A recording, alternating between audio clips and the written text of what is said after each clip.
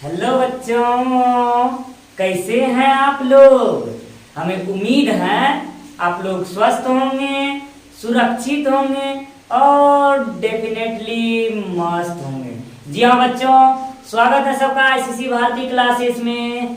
मैं हूं आपका भारती सर और एक बार मैं फिर आप सबके बीच उपस्थित हो गया हूं बायोलॉजी सब्जेक्ट। जी हाँ, आप सबके बीच एक नए टॉपिक बायोलॉजी से लेकर मैं आप सबके बीच उपस्थित हो गया हूँ। जी हाँ बच्चों, आज के इस टॉपिक में हम लोग पढ़ेंगे डाइजेस्टिव सिस्टम के पार्ट्स के बारे में। जी हाँ बच्चों, डाइजेस्टिव सिस्टम के पार्ट्स के बारे में हम लोग पढ़ेंगे।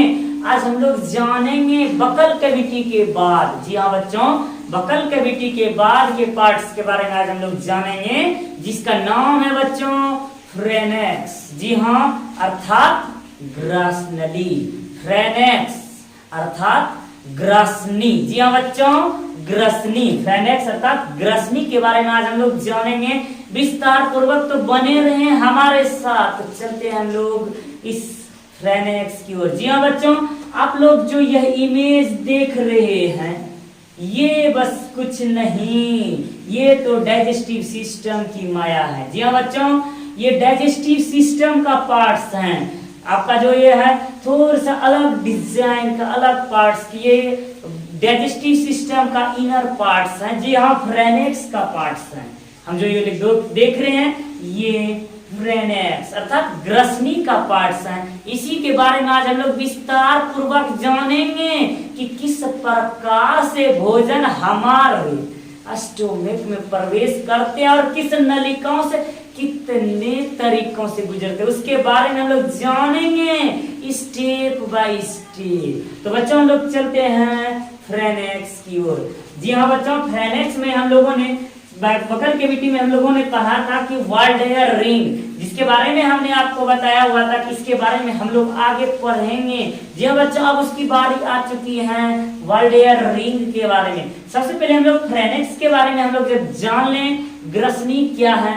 जी हाँ बच्चों, ग्रसनी जो होती है मुख गुहा के सबसे पिछले द्वार। जी हाँ, मुख गुहा से भोजन जो होता है ग्रसनी अर्थात फ्रेनेक्स में आकर के खुलती है। जी हाँ, भोजन जो होते हैं बकल कैविटी के बाद फ्रेनेक्स में आती है। जी हाँ, ग्रसनी में। उसके बाद इसमें जो होते हैं दो छिद्र होते हैं। जी हाँ बच्चों, दो छिद्र होते हैं। आप लोग जो ये दो पाइप देख रहे हैं, wire pipe and food pipe जो देख रहे हैं, यह जो होते हैं यह दो छिद्र, जिसको हम लोग गुलेट्स और ग्लोटिस कहते हैं। जी हाँ बच्चों, निगल द्वार, इसको हम लोग बच्चों निगल द्वार कहते हैं और इसको हम लोग कंठ द्वार कहते हैं। जी हाँ बच्चों, कंठ द्वार अर्थात वायर पाइप, श्वास नली। जी हाँ बच्चों, ये है वो आपका श्वास नली और ये वो आपका फूड पाइप, जिसके द्वारा भोजन जो होते हैं ना, अब वो नीचे की ओर आते हैं। और यह दोनों जो होते हैं, यह दोनों नलिकाएं आपका ये गुलेट्स और गुलेटिस, ये दोनों नलिका जो होती हैं बच्चों, ये आकर के ग्रसनली के अग्रभाग में खुलती हैं। जी हाँ बच्चों, ओसोफेगस अर्थात ग्रसनली, ओसोफेगस अर्थात ग्रसनली में आकर के ये दोनों द्वार जो होते हैं गुलेट्स एंड ग्लोटिस, ये निगल द्वार और ये कंठ द्वार, ये दोनों आकर के ओसोफेगस में खुल जाती है। तो बच्चों आप लोगों को, हमें उम्मीद है आप लोगों को समझ में आ रही होगी। तो हम लोग इसके बारे में और विस्तार पूर्वक जान लेते हैं कि ये जो होते हैं ये निगल द्वार और कंठ द्वार। जी हाँ बच्चों, जब हम लोग भोजन करते हैं तो हमारे गले में अर्थात हमारे जो ये नलिका फूड पाइप जो होती है हमारे फ्रेनेक्स में, फ्रेनेक्स के जोड़ पर जहाँ दो पाइप विभाजित होते हैं, ये वायर पाइप और एक फूड पाइप में, इसके जो भाग होते हैं, जब हमने भोजन किया तो भोजन को किस पाइप में जाएंगे, तो फूड पाइप में जाएंगे। भोजन को फूड पाइप में जाना होता है तो यहाँ जब होते हैं, यहाँ दो नलिकाएं हैं बच्चों, ये यहाँ से अगर भोजन लेगा तो इसमें भी जा सकता है, ये श्वास नलिकाओं में। और जब श्वास नलिकाओं में जब भोजन चले जाएंगे तो बच्चों जानते हैं क्या होगा, अर्थात उसमें जो होंगे भोजन के अणु जो होंगे, कण यहाँ जम जाएंगे, अर्थात उस थैली में अर्थात इसमें जम जाएंगे तो क्या श्वास नलिकाएं बंद हो सकती है और आदमी भगवान को प्यारे हो सकते हैं।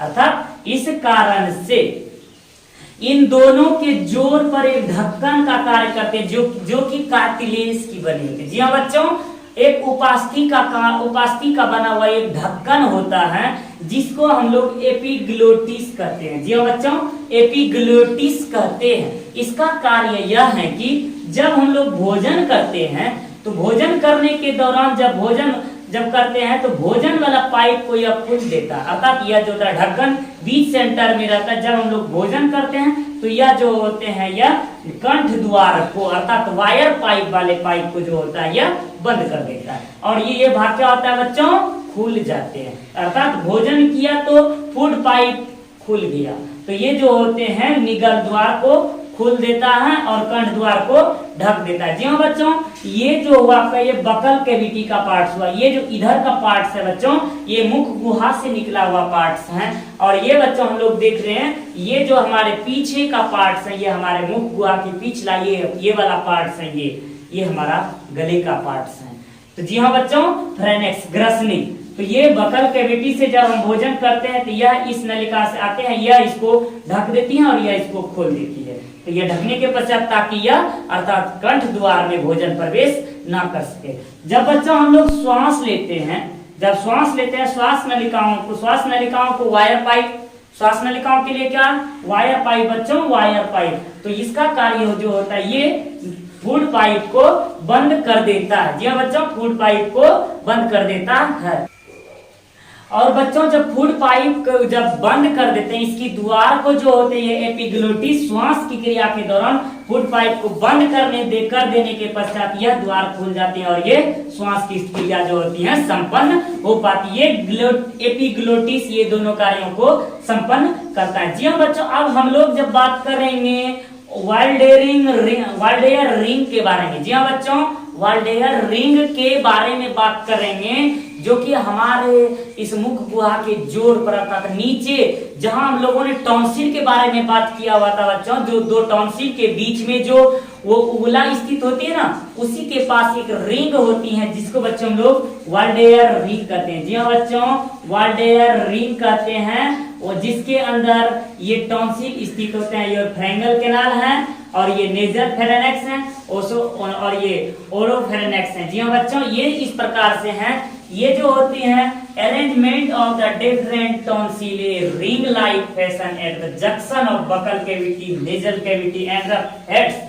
जी हाँ बच्चों, यह जो होती है वाल्डेयर रिंग जो होती है बच्चों, यह जो होते हैं अरेंजमेंट होती हैं, यह टॉन्सिल को अरेंजमेंट करती हैं। जी हाँ बच्चों, इसके अंदर जो होती हैं टॉन्सिल को अरेंजमेंट रहते हैं, देख रहे हैं आप वाल्डेयर रिंग, और इसी के अंदर जो ये आप देख रहे हैं ये टॉन्सिल है। इस प्रकार से यह रिंग जो होते हैं जिसके अंदर टॉन्सिल लटके हुए रहते हैं और यह एक जंक्शन होता है। जी हाँ बच्चों, यह एक जंक्शन होता है जो कहाँ होते हैं, जो कि buccal cavity, nasal cavity and fauces. जी हाँ बच्चों, मुख गुहा, नसिका गुहा और वसा से मिलकर यह जुड़कर बने होते हैं। तो बच्चों हमें उम्मीद है आप लोगों को वाल्डेयर रिंग के बारे में समझ में आ गई होगी। जी हाँ बच्चों, वाल्डेयर रिंग के बाद जो होता है वाल्डेयर रिंग में 3 प्रकार के टॉन्सिल स्थित होती हैं। तो फ्रेंगल टॉन्सिल, ये प्लेटिन टॉन्सिल और ये होते हैं लिंगुअल टॉन्सिल। जी हाँ बच्चों, फ्रेंगल टॉन्सिल, प्लेटिन टॉन्सिल, लिंगुअल टॉन्सिल, इसके बारे में हम लोग जानेंगे। आगे हम लोग इसके बारे में जानते हैं फ्रेंगल टॉन्सिल के बारे में। आप दिल थाम कर बैठे, हम लोग आज स्टेप बाय स्टेप इसका सारा निचोड़ लेंगे। आज के बाद इससे कभी क्वेश्चंस को भूलने का नाम ही नहीं लेंगे। तो आपका इसमें से प्रमुख क्वेश्चन आता है कि निगल द्वार और कंठ द्वार को कौन सुरक्षित रखता है। तो जी हाँ बच्चों, एपिग्लोटिस जो होता है निगल द्वार और कंठ द्वार को सुरक्षित रखता है। तो बच्चों हम लोग चलते हैं अब हम लोग फ्रेंगल टॉन्सिल की ओर। जी हाँ, फ्रेंगल टॉन्सिल। तो बच्चों हम लोग चलते हैं अब लोग टॉन्सिल के बारे में हम लोग बात कर लेते हैं। उन तीनों टॉन्सिल के बारे में स्टेप बाय स्टेप हम लोग बात कर लेते हैं। तो जी हाँ बच्चों, पहला टॉन्सिल हम लोग फ्रेंगल टॉन्सिल के बारे में जब हम लोग बात कर रहे हैं, फ्रेंगल टॉन्सिल जी हाँ, ग्रसनी का जो टॉन्सिल फ्रेंगल टॉन्सिल होते हैं इसके बारे में हम लोग बात कर लेते हैं। यह जो होते हैं single mass in the wall of nasopharynx. जी हाँ, यह जो होते हैं सिंगल मास होते हैं। जी हाँ, यह सिंगल मास होते हैं कहाँ? नेसोफेरेंक्स। जी हाँ, हम लोगों ने ये जो लिखे हैं ये नेसोफेरेंक्स जो होते हैं ये सिंगल मास होते हैं। यह जो होता है फ्रेंगल टॉन्सिल का यह जो होता है enlargement of this tonsil in children will block the nasal passage condition called adenoid. जी हाँ बच्चों, यह जो होते हैं अत्यधिक मात्रा में, जी हाँ बच्चों, यह बच्चों में जो होते हैं अत्यधिक मात्रा में एकत्रित हो जाने पर जो एक बीमारी होती है, जी हाँ बच्चों, नेजल पैसेज ब्लॉक हो सकते हैं। बच्चों में यह अत्यधिक मात्रा में जमा होने पर उसका नेजल ब्लॉक जो होता है हो सकते हैं, अवरुद्ध हो सकते हैं, जिसको हम लोग एडगोनोइड बीमारी कहते हैं। जी हाँ बच्चों, जिस भी डिजीज का नाम है एडगोनोइड।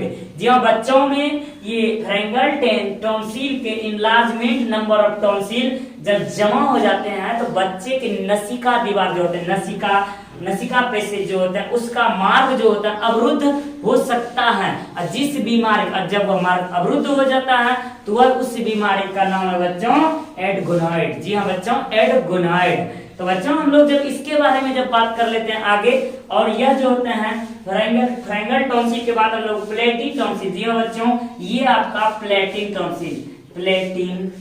जी हाँ बच्चों, प्लेटिन टॉन्सिल जो होते हैं pair mass in the wall of oropharynx. जी हाँ बच्चों, ये जो ओरोफ्रेनेक्स होते हैं, यहाँ ओरोफ्रेनेक्स, यहाँ जो ओरोफ्रेनेक्स होते हैं ये डबल मास होते हैं। जी हाँ बच्चों, ये जो हमारे मुख गुहा के जस्ट थोड़े अर्थात उला को जो जोड़ कर रखती है, ये जो होते हैं इसके बीच में ये pair mass in the wall of oropharynx, यह जोड़ा में स्थित, एक जोड़ा में स्थित होते हैं बच्चों, एक जोड़ा में। और यह जो है इनलार्जमेंट कॉल्ड टॉन्सिलिस्ट। जी हाँ बच्चों, यह जो अत्यधिक मात्रा में जब हुआ इसमें जब इन्फ्लामेशन हो जाते हैं अर्थात सूजन हो जाते हैं, एक अत्यधिक मात्रा में जब यह वृद्धि हो जाती है तो उस क्रिया को, जी हाँ बच्चों, इस अत्यधिक मात्रा में यह जब वृद्धि हो जाते हैं उस क्रिया को हम टॉन्सिलिस्ट कहते हैं। जी हाँ, टॉन्सिलिटिस कहते हैं। जी हाँ बच्चों, हम लोग उसको क्या कहते हैं? टॉन्सिल को, ये जो प्लेटिन टॉन्सिल होते हैं ये दोनों जब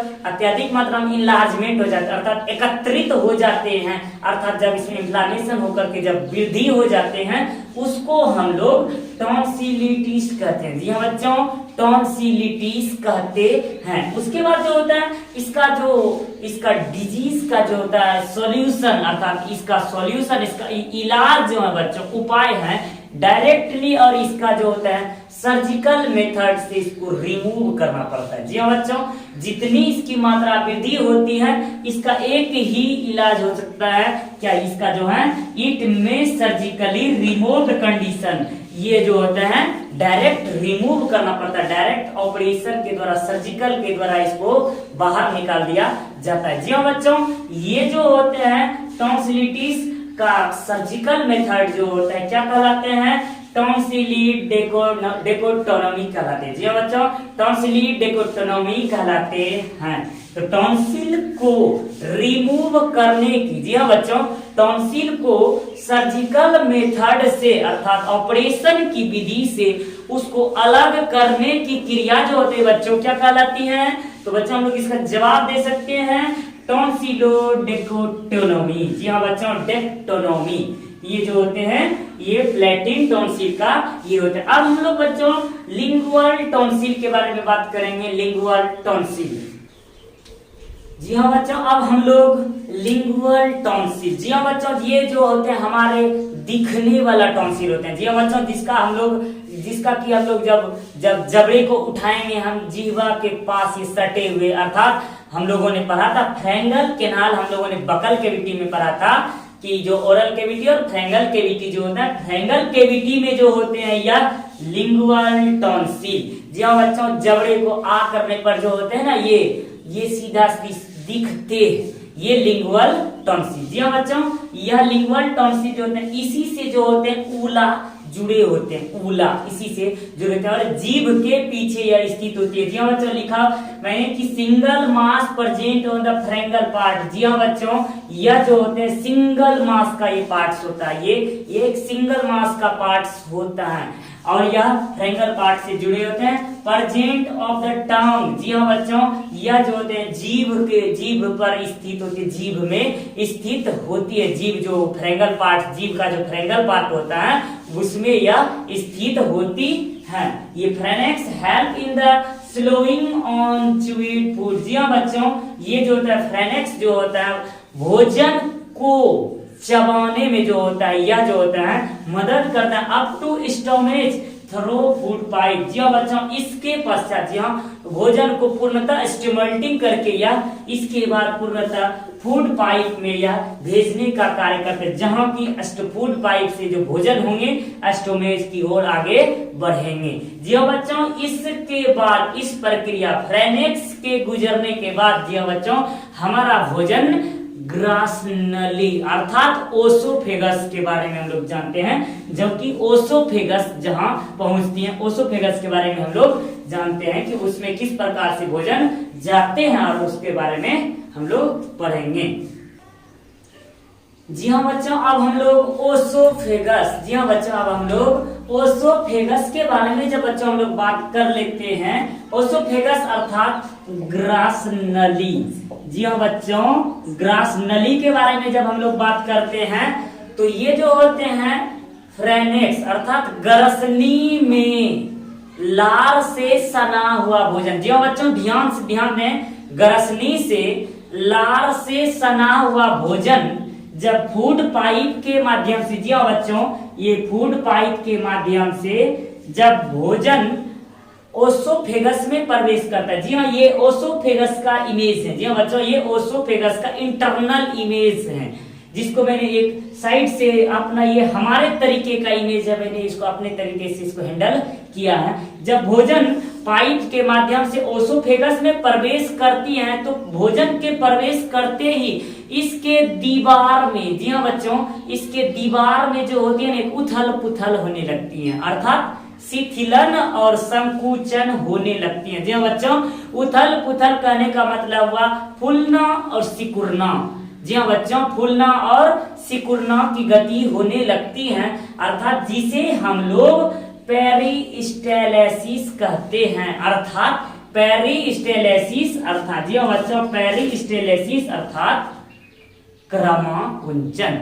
जी हाँ बच्चों, पेरिस्टेलेसिस मतलब क्रमाकुंचन। तो कहते हैं ये आहार नाल की दीवार में होने वाले शिथिलन एवं फैलाव को, जी हाँ बच्चों, ग्रासनली की दीवार में होने वाले शिथिलन एवं फैलाव को क्रमाकुंचन कहते हैं। जी हाँ बच्चों, इसी क्रमाकुंचन गति अर्थात पेरिस्टेलेसिस जो होते हैं आपका ये क्रमाकुंचन गति के माध्यम से ही भोजन जो होते हैं स्टोमेज तक अर्थात आमाशय तक पहुंचती है। जी हाँ बच्चों, क्रमाकुंचन गति के कारण ही भोजन स्टोमेज तक पहुंचती है। तो यह जो होते हैं संकुचन जिसको हम लोग कॉन्ट्रेक्शन कहते हैं, रिलैक्सिंग जिसको हम लोग शिथिलन कहते हैं, अर्थात आमाशय ये जो आपका ग्रसनली की दीवार का सिकुड़ना जो होता है बच्चों, उसको हम लोग कॉन्ट्रेक्शन अर्थात हम लोग उसको संकुचन कहते हैं। और यहाँ ग्रसनली की दीवार का बच्चों फूलना जो होता है उसको हम लोग रिलैक्सन अर्थात शिथिलन कहलाते हैं। और ये जो फूड होते हैं इसी माध्यम से, इसी में से दबाव बनते जाता है और यहाँ से भोजन जो होते हैं दबते हुए बढ़ते हुए टूटते फूटते आमाशय तक पहुंच जाते हैं। जी बच्चों, यहाँ ये जो जे शेप का है आमाशय तक यहाँ पहुंच जाती है। यह जो बच्चों यह जो होती है ओसोफेगस जो होते हैं it run through neck interior the chest. जी हाँ बच्चों, यह जो होते हैं यह थ्रू होते रन थ्रू होते, यह जो बने हुए होते हैं बच्चों यह नेक गर्दन। जी हाँ, ये गर्दन के इंटीरियर पार्ट से और चेस्ट के पार्ट से, और यह जो होते हैं पेनिट्रेटिंग डायफ्राम, और यह जो होते हैं डायफ्राम से जुड़े होते हैं, जहां तक डायफ्राम तक यह स्थित होती है। जी बच्चा, ये डायफ्राम तक स्थित होती है, यह जो कि and enter the abdomen and the open stomach. और इसका जो निचला हिस्सा होता है जी बच्चों, ओसोफेगस का ये जो नीचे का हिस्सा होता है बच्चों, वह स्टोमच में आकर के खुल जाते हैं। ग्रास नली का जो नीचे का हिस्सा होता है बच्चा, कहाँ खुलते हैं? वो स्टोमच में आकर के खुल जाती हैं, जिससे भोजन ग्रास नली के पश्चात अर्थात ओसोफेगस के बाद यहाँ आमाशय अर्थात स्टोमच में प्रवेश कर जाती है। जी हाँ बच्चों, तो आप लोग जाने it conduct the slow food of the stomach by peristalsis movement. अर्थात यह जो होते हैं, इसके बारे में हम लोग बात कर चुके कि यह जो भोजन होते हैं इसमें